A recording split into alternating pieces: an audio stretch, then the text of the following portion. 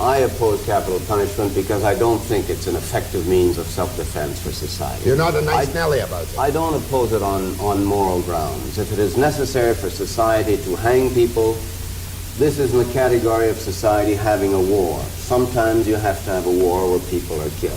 Sometimes you have to hang people if this is the way for the society to defend itself. But what I say is that those who want to hang a man or have a war have the burden of the proof that their remedy, hanging or shooting, will be effective. In other words, that it will effectively protect that's society. Clear. And okay, that's clear. Now, this has been my position. It's the position of my cabinet. It's the position of my party, and it's the position of the leaders of the other parties too, Clark and Broadbent. We all voted for abolition.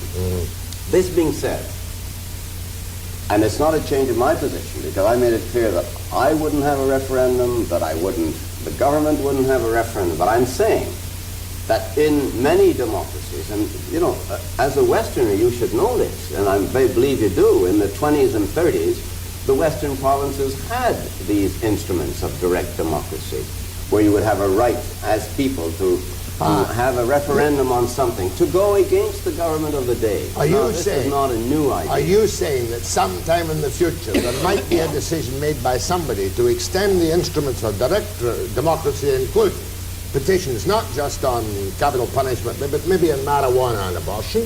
What I'm saying is that on some issues, when you get enough signatures in the country, you know, it might be 500,000, might be 1 million. I believe in the case of the Western provinces, it was something like 10,000. That the people can say, well, look, the government has made such a decision, in this case, abolishing capital punishment.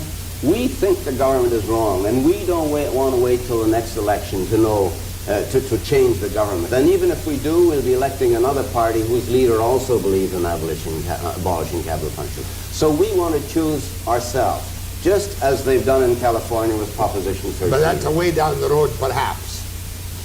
It's something, all I said at the press conference, it shouldn't shock you people out there who are supposed to inform the people, but somebody's thinking of it, in this case, Otto Lang. Not hypocrisy.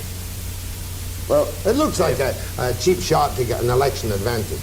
You know, the Liberals aren't that tough on it. Well, no, because the Liberals are not changing their mind. Okay, clear enough. If the people want to make a different decision, you know, what is wrong with at some point saying that people can decide? I hate even to think of it. That would mean a constitutional amendment for that kind of recall initiative and whatnot, wouldn't it? Yes, it probably would, Jack.